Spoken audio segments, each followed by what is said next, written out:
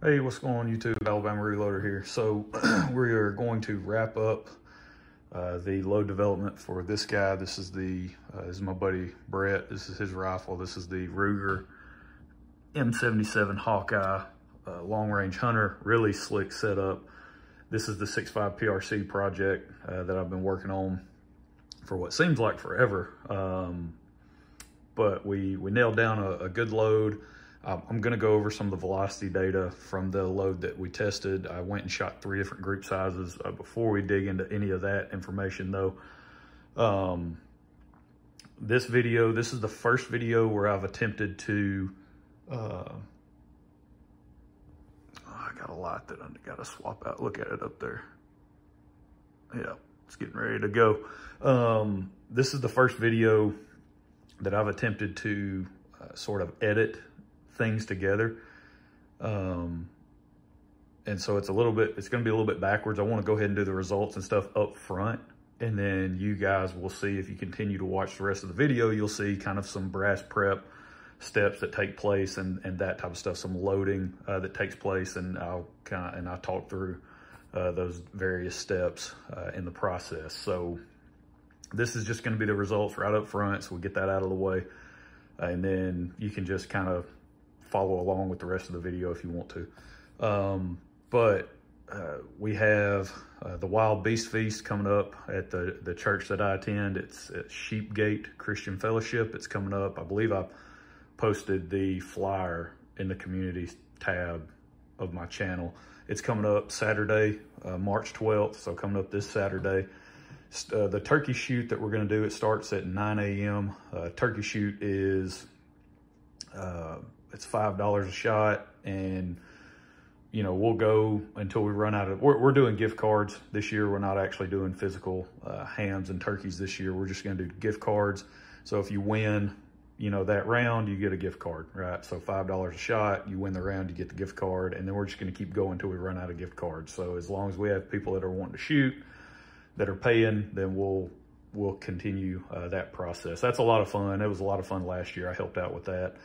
And then we will eat at 11 is when the food will start to be served. I think it's at 11. But we got all kind of great stuff going on. We've got some great prizes that we'll be giving away. Went and picked up the grand prize, which is a $500 gift certificate to Mr. Big Guns in Huntsville, Alabama. I went and picked that up yesterday. We've also got other door prizes from several other places. Panola Productions. Shout out to them. They've got a great YouTube channel. Their merchandise side of the channel is Panola Brand. They sent a bunch of hats, a toboggan, some good stuff there that we'll be giving away.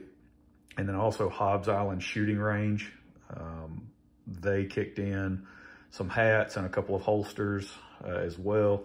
And then I've got to go, I got to get up with Robert over at Midway Pistol and Ammo. He had mentioned that they would like to kick in some door prizes as well. Midway Pistol and Ammo over in Gurley, Alabama. So I got to get with them. Yeah, so it's going to be a great time. Y'all need to come out, hang out with us. Tickets are $15. You can pay that at the door. Kids 12 and under eat free. So yeah, y'all just come hang out with us, come fellowship together. I'll be there working all day. I'm really looking forward to it. I think it's going to be a great time. And so shout out to those businesses that are supporting us through this effort. So it takes money to put on events like this. And if we're having to go out and spend all of that money on door prizes and do all those things and buying all the food and everything, it can add up real quick. So we're really grateful for all that. But yeah, so this is a pretty slick rig that my buddy has put together. This is actually my bipod. He's got another one. I just took it off. I didn't like the height of it. This one's a little bit shorter, but he's got the Zerotech Thrive HD scope on here. This is the second focal plane. It's a 6-24. It's got the aluminum, pretty sure that's what those are, scope caps. Pretty sweet setup there. Really nice. It's got the illuminated reticle, push button style on the side there. Push button and then that changes the brightness. You actually hold it down and it'll shut it off. Let's see, what else? Yeah, 6.5 PRC. So brand new cartridge to me, and so also with a brand new powder that I hadn't loaded with before. So that's why we did we did so much velocity testing. You guys were probably sick and tired of it by the time it was all said and done, but we tested a ton on the velocity stuff. And what we found toward the higher end of the charge weights, where we finally settled on testing was this 60.4, 60.6, and 60.8. I tested those charge weights because we hit that 60.2 up to 60.8. We hit that, you know, pretty good flat spot in our velocity testing. So went back, looked at that. The best performer was the 60.4 load. I ended up doing 3-shot groups. It was a 1/2 inch group on the 60.4. 60.6 opened up to over 1 inch, and then 60.8 came back down to about 1 inch, right at 1 inch. So I didn't really want to explore those any further since we had such good luck on the 60.4. And I shot the 3-shot group, and I had loaded up an additional 5 rounds to gather some velocity data, but I was like, you know what? I think I'm gonna tack on these other two rounds and kind of give us a larger sample size for the velocity data, right? I mean, that's really a 3-shot group. It's gonna tell me enough of what I need to know to determine whether or not that's gonna be an acceptable load moving forward, accuracy-wise, for the intended purpose of this rifle, which is go shoot an elk out to 300 or 400 yards, so it'll get the job done. But I was really interested in getting a good enough sample size on velocity, which is what we ended up getting. 7 shots. That's not ideal. You know, some people like to do 10, others more, you know, whatever. But we ended up, this was our velocity data here. We had the 1 shot that dropped low. It was the 2nd shot in the string. It went down to 29.45 on the velocity, and that kind of threw our numbers out of whack along with the rest of them. I know we had one that was slightly elevated above the rest, but in general, it was that 29.45 that really kind of jacked us up. Our extreme spread went to 51 because of that. And then, so there's our average, right in line with what we were seeing over here. You know, between those 4 shots, our average was 29.81 between those 4 velocity test shots that we took the other day. And so we're right in line with that average in the 60.4 grain load. And again, the group size was good enough. Standard deviation 15.8. If we take out that shot, you know, that 29.45, which, I mean, I'm not saying this is what it is, but that 1 shot by itself kind of almost doubled our SD number. So I'm thinking that you know, we're on to a pretty good load here, velocity wise, and kind of all around, right? I think this is a pretty good load. We could continue down the path if we wanted to, if we want to tweak overall length. I mean, we could take this as far as we wanted to. The velocity side of the house, I think maybe part of the reason why, or at least a possibility why we maybe solved this issue here, and our standard deviation isn't as tight as what we would like it to be, is, you know, this brass hasn't been annealed. It's got a couple of firings on it now. I think 2, possibly 3 firings on it, I believe. Yeah, I think it's got 2 full firings on it, and this might have been the 3rd. I think this might have been the 3rd firing for some of it. So, I mean, you know, it's definitely hurting for an annealing. I feel like if we would anneal the brass after each firing, these velocity numbers would probably be much more consistent. Standard deviation would be a little bit lower.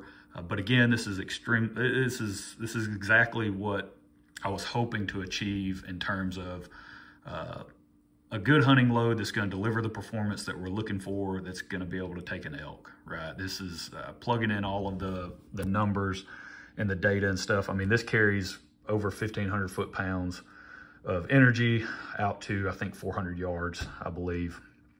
And so within that range of what, you know, my buddy is comfortable shooting an elk at, it's going to be more than sufficient to get the job done. So that's really pretty much how we're going to wrap this thing up. You know, working with a brand new powder, brand new cartridge with a bullet weight where there's not a lot of load data for that combination. I think we went down the right path. You know, you could argue, you know, maybe we wasted a few components here and there, but in the end, I think we've got some really good data that we can kind of draw on later if we want to come back to the 6.5 PRC, you know, maybe for a separate application. So for N565, it seems to have performed really well. That range there seems to be what maybe we just kind of hit on a really good velocity node in that range. I mean, that's a pretty wide spread there.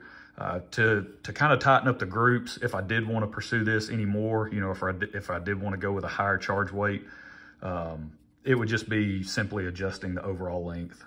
You know, we haven't even messed with that. We're still sitting at a cartridge-based ogive 2.354. That comes out to an overall length of 2.900. So that's something that we could test further. If this was my setup, you know, and I just had no rush to turn this back over, then I probably would go that route. We would just continue to test and tweak and refine the load even further. But again, for the application and its intended use, this is going to get the job done. It's really going to, you know, it should drop the hammer on an elk. And I'm looking forward to him going out west. And hopefully he'll have some success just like my buddy Richard did. And I'll be getting another picture of, you know, somebody smiling next to a monster bull elk. So, but that's where we're going to leave it. Yeah, we'll call it done there. I've got to go back and tweak the 6.5 Creedmoor. I've got to continue down the path of that one. We didn't have as good a success. Now, of course, the N565 is not a great powder for the 6.5 Creedmoor. Too slow of burning. Case capacity, you run out of available case capacity to make it usable.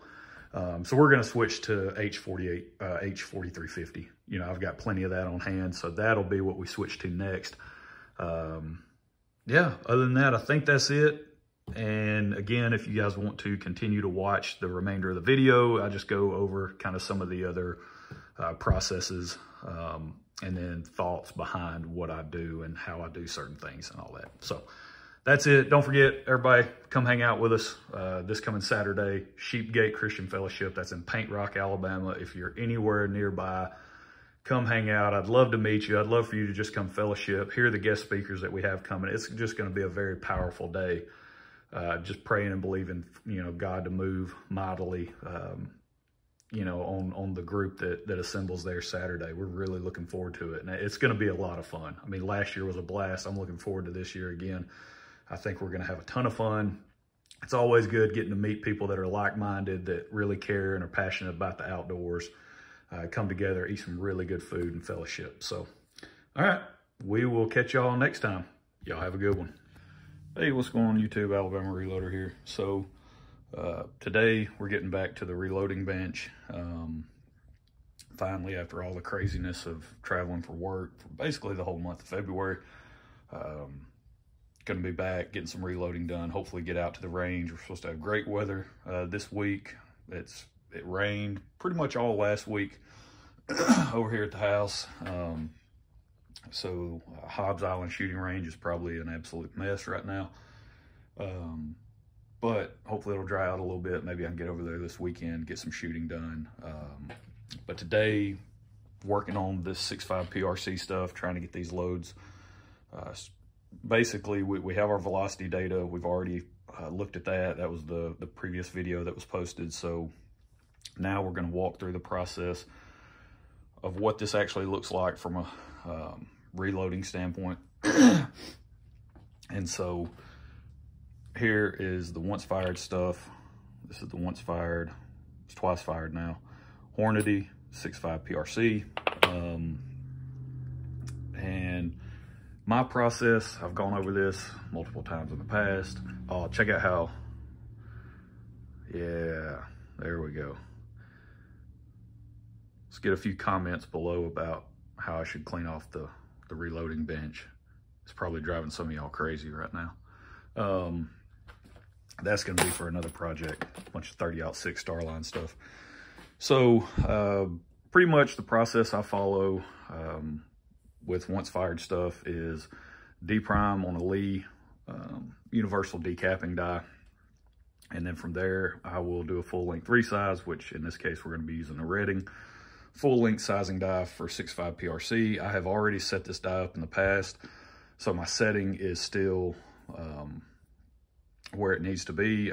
I locked everything down with the lock ring, which I'm not a big fan of these lock rings. I would rather have like the Hornady, because pretty much this just has a set screw that presses against the threads on this die to hold everything in place. With the Hornady, you have that cross bolt set up, cross bolt style lock ring, pinch lock ring, whatever you want to call it.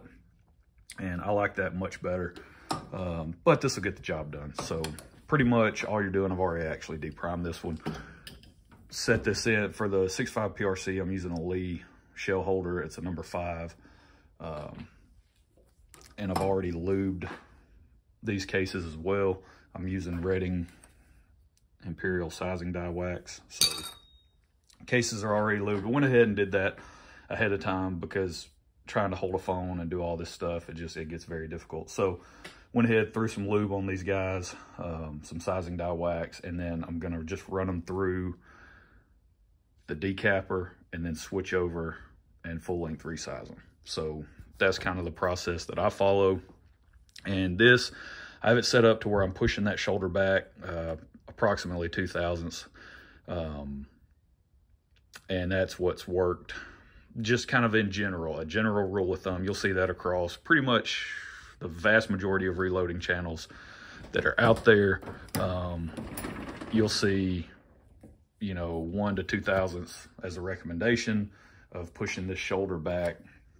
So that way you extend your brass life. You're not oversizing your brass. You're not overworking it, especially in a bolt action. Now in a semi-auto platform, gas gun setup, that may vary. You may have to push it back a little bit further.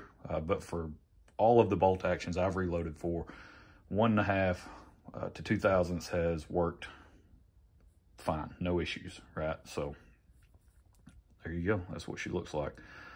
From here, pretty much, once I get these resized, and I have the decapping pin in here, so I can actually do it all in one step if I really wanted to. I've just gotten in the habit of decapping as a separate step, then doing the full length resize. I don't have a great reason for that. You know, nothing that's scientific and I can point to and say, yes, doing it this way will yield X results every single time. I haven't really gone down that path. Don't really care to either. It's just something that I prefer to do. Deprime first, then resize. Which is why a turret press, one of the nice things about a turret press is you're able to set up multiple dies to the settings that you prefer or that you need for your setup, and then you're able to go through your workflow, no problems. You can set up multiple calibers, or cartridges, whatever. And that way the dies are set. You don't have to take them out, put them back in, and you can just come out, load everything up, and be good to go. Obviously checking along the way, make sure things are exactly where they need to be. Yeah. And so there we go. I'll throw the headspace gauge on here, headspace comparator set, just to verify that my settings are still correct. But this thing hasn't changed. I haven't touched it in a minute, so should still be good to go.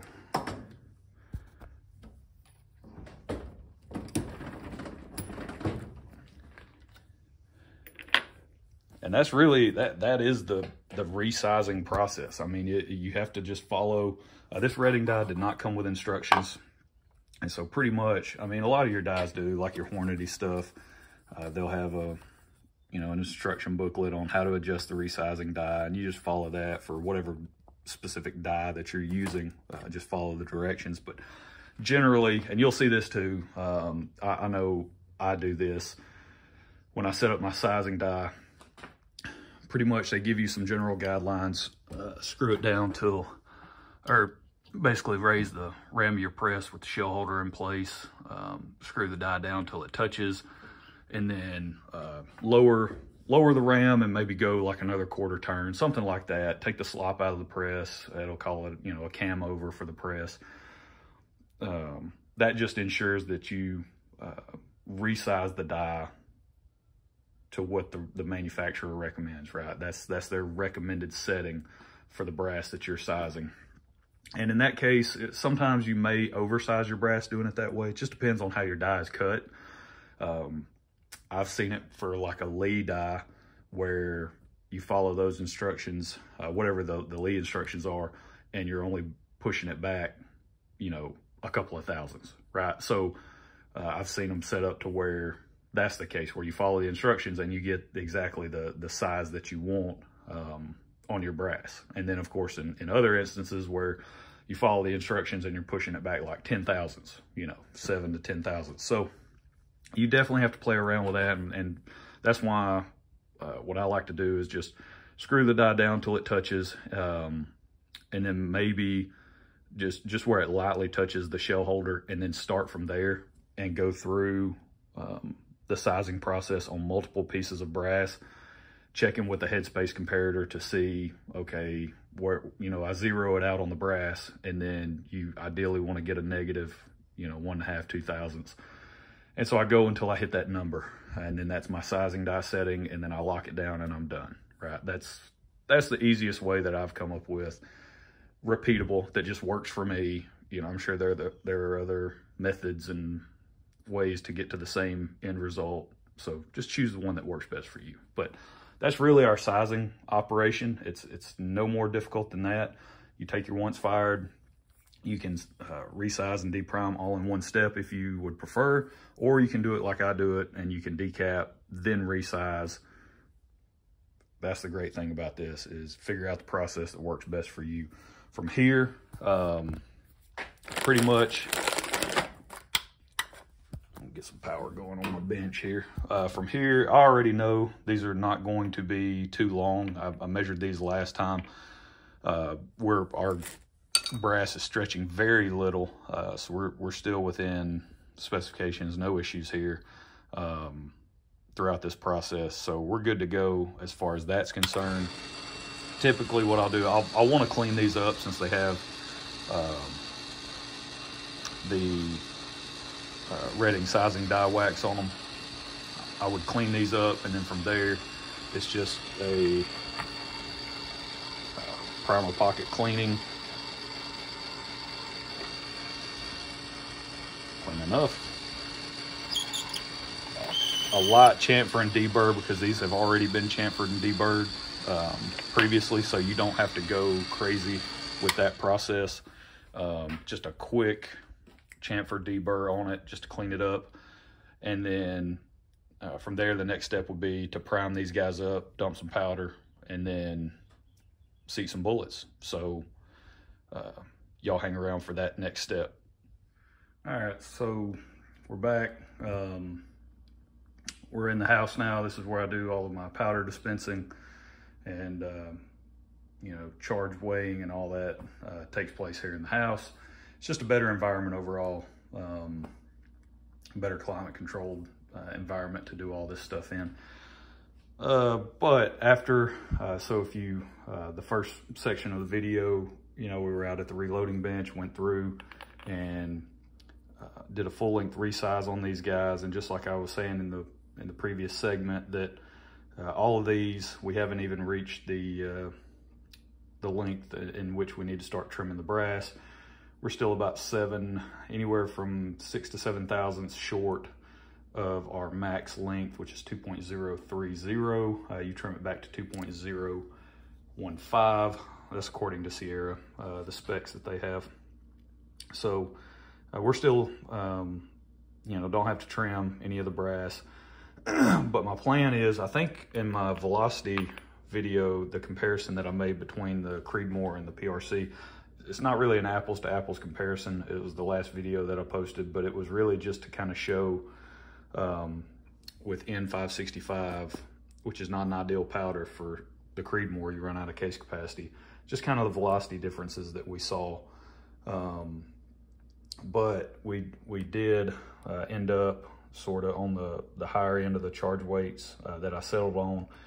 We did see some, we had 4 charges in a row that were fairly consistent velocity wise, so that's what we're going to focus in on. You know, and after I did the full length resize and everything, cleaned these guys off, did the chamfer deburr on them, cleaned out the primer pocket, came in here. It's kind of difficult to show priming when you're trying to do this one-handed. So pretty much I'm using the CCI 250 large rifle Magnum primers. That's what I use for these guys. And I have been a huge fan of the RCBS universal hand primer. I've been hand priming ever since I started reloading. I started off using the Lee hand primer and then quickly switched over to this guy. The fact that it has the universal jaws in there, so that way you don't have to have a shell holder for everything.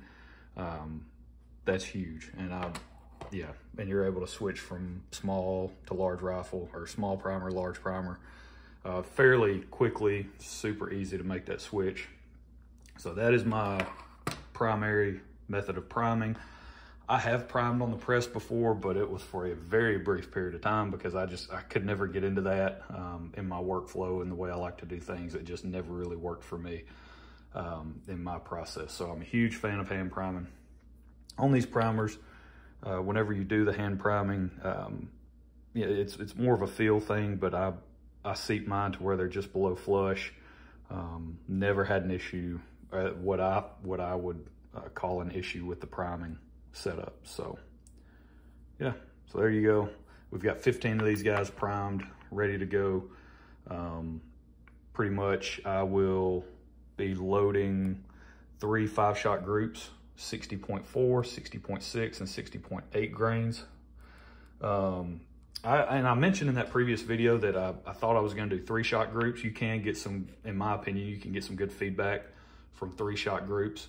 But in this case, I think I'm going to go with 5-shot groups. For one of the reasons that I mentioned in that video was, you know, if you're only shooting groups of 3, and say maybe a shooter induced error, right? Maybe you just don't feel comfortable on that shot, you know, and now your group of 3, that information might be skewed a little bit. Whereas with 5, it's a little bit better sample size, you know, with 5. So that's what we're going to go with. And if I shoot, this is one of those situations where, you know, maybe 60.4, you know, the first 3 shots, and I think they're all good shots, maybe it's like an 1.5 inch group. I'm not going to shoot the next 2. I'll probably just pull those and not even waste the powder and the bullets, because that's not meeting the criteria that we have established. So, you know, we're gonna, if we go through this process and I feel like these are very good shots, I'm holding well and all that, then we'll keep rolling with it. But I think that's the plan. We're gonna load up 5. I've already dumped 1 charge. I'm not gonna show myself weighing powder because I'm using the RCBS Charge Master Light. Very straightforward, really great setup, really great piece of equipment. You let the thing warm up, and the instructions, I think it says maybe 20 to 30 minutes, something like that. Let it warm up, calibrate it, throw the pan on there, zero it out, and now you're dumping powder. You just punch in whatever you want, hit go. You can run this in auto mode, which is really nice. If you're loading up, say I wanted to load up, when I do settle on a load for this guy, for my buddy Brett, when I settle on a final load, we'll run this in auto mode on whatever charge weight we settle on, and then when you dump the powder, you know, in the case, and then put it back on, when it registers 0, it'll just automatically run again. So that's a huge plus. That's what I really like about this unit. It's got the built-in bubble level as well, so that's really nice. But I've already thrown the 60.4, 1 charge of that. So there's the case fill. if you guys can see that. It's up to the shoulder, kind of at the base of the neck. Yeah, it's kind of difficult to see, but you can see we're getting really good case fill with these charge weights. So we're right up there at the base of the neck. Now there will be a little bit of powder settling, you know, with any type of vibration or movement of the case. So it will settle just a little bit, but probably not much. And that's what we're gonna go with. So those will be the charges that we use. We'll load the 2.900 for our cartridge overall length. That gives us a cartridge-based ogive target number of 2.354. We'll use our bullet comparator on our calipers to dial in that measurement. So that's the powder dispensing process. Yeah, I mean, it's really that simple. It's really that straightforward. Yeah, so next step will be bullet seating. Check it out. All right, guys and gals, we're back at the reloading bench. Now we are moving on to bullet seating. And I highly recommend using the Hornady bullet seating die if you can find one for what you need to reload for, the cartridge you need to reload for, simply because of the micro adjust seating stem that you can run on top. Got a little bit of surface rust going on with all my stuff, but it works great. You're able to dial everything in very quickly, which is basically what I did with this one. Ran this one up in the die, got it seated. I was about 50 thousandths too long, adjusted down, and we're now right on the money. We're at 2.354 on our cartridge-based ogive using our bullet comparator, which gives us an overall length measurement of 2.9. So that's what we're running with. And I ended up, from the powder charge portion of the video, I actually made a slight adjustment. So we are still using the 60.4, 60.6, and 60.8 grain charges. These are our 5-shot groups here that we're going to be testing for accuracy. But I also went ahead and I was like, you know what, might as well kill 2 birds with 1 stone for this range session coming up. So I went ahead and loaded up 5 more at each charge weight, so that way I could grab some velocity data. And then I'll have 10 left over that I will use as far as load verification. So if we, you know, one of these shoots, you know, far and away better than the other 2 or whatever, if we have one that shoots fairly decent with some good velocity numbers, we'll come back, we'll verify that particular load with these 10. And then we'll call it good to go, right? We'll call it done on the load development for the needs that my buddy Brett, for what he's trying to accomplish hunting wise, this will get the job done. So that's kind of the process that we're going to follow. I've got a few left in this box, and then I've got some more that I'm going to be using. So I'll just open up another box of those guys, and we'll use the new box for our loads that we're going to check as far as group size goes. We'll use the fresh box for that. Let's see, yeah, because these were all purchased. These guys right here, these were all purchased at the same time from Spear directly. I ordered, I think it was like 300 of them at the same time from Spear. So these are all the same lot number. So we'll focus on using these 2 boxes to load up the remaining whatever load is that we settle on. We'll load it out of these boxes. These 2 were purchased at a different time. Bought those over at Mr. Big Guns a long time ago, so we'll just hold on to those. We'll use that for something else. But for this, we'll probably use those for the Creedmoor. But for these, we'll use these boxes that I bought all at the same time. So I'm just going to get these seated now that everything's dialed in. That's why I really recommend these dies. You can get like the Forster micrometer die. Trying to do this one-handed. It's not the easiest thing in the world to do, but you know, you can go with that. Any micrometer, any micro adjust bullet seating die, I would highly recommend. You know, it just, the ability to dial it in, it's just so much easier to dial that in and know that you're good to go, right? Like that's, with a Lee bullet seating die, something like this, you can definitely do the same thing. You're just making finer adjustments is what I do. I don't go down as much. I make smaller adjustments, and it just takes a few more repetitions to make sure I dial that in really well. With this, much easier. You're able to just turn it. Each revolution is 50 thousandths, so you can go down one full turn. That's 50 thousandths, and it's numbered. It's labeled. It's just hard to see because of the surface rust, but still works great. So, but that's it on our bullet seating. So I've got 2 5-shot groups at each charge weight that we're going to test. That way we can grab one 5-shot group for accuracy, and then we will test the velocity with a 5-shot group. Again, larger sample size on velocity would be better. Maybe like a 10-shot. That's what a lot of people will do, is a 10-shot verification of the velocity. If you find like a flat spot like we did in our testing, you know, maybe they'd load up 10 at these different charge weights to see what the standard deviations are. Larger sample size, just remember, larger sample size is always better.